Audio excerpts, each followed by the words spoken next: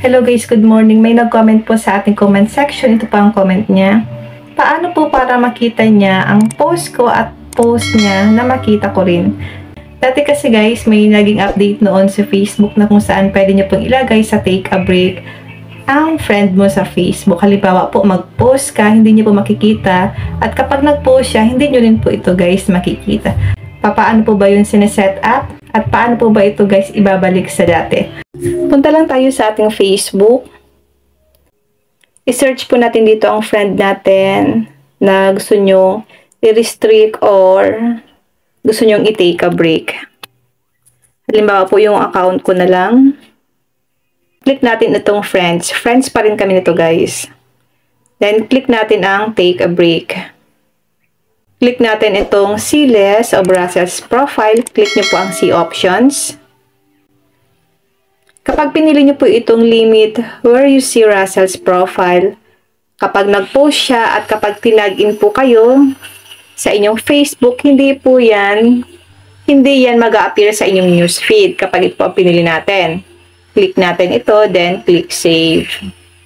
And click naman natin itong limit what Russell's profile will see. Click natin ang see options. Kapag pinili natin itong hide your post from Russell's profile,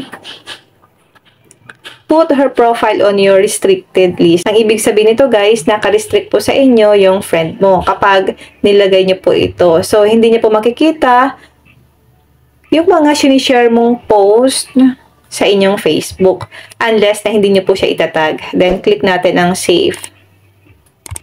Kapag nakaset up yun guys sa Facebook account mo o kaya sa Facebook account niya, hindi nyo po talaga makikita parehas ang mga pinopost nyo. Halimbawa, nag-post ka, hindi nyo po talaga yun guys makikita.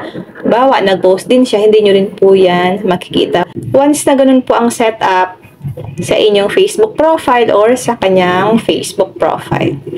Kung gusto niyo na pong makita ang mga pinopost niya, balik lang tayo dito sa friends. Click natin ang take a break. Click natin itong you've chosen to less of Russell. Click see options. Piliin lang natin itong see Russell's profile anywhere on Facebook. Yung may check guys. Yan. Then click nyo po ang save. Babalik mo lang siya guys sa dati. Ito naman, limit what Russell's profile will see. Click see options. Piliin naman natin itong no longer limit what Russell can see. Then, click po natin ang save. Ganun lang guys ang gagawin nyo once na nailagay nyo ang friend nyo sa take a break. Ibabalik nyo lang po sa dati. Yun lang guys. Sana po may natutunan kayo sa ating video. And now, thank you for watching. God bless you all.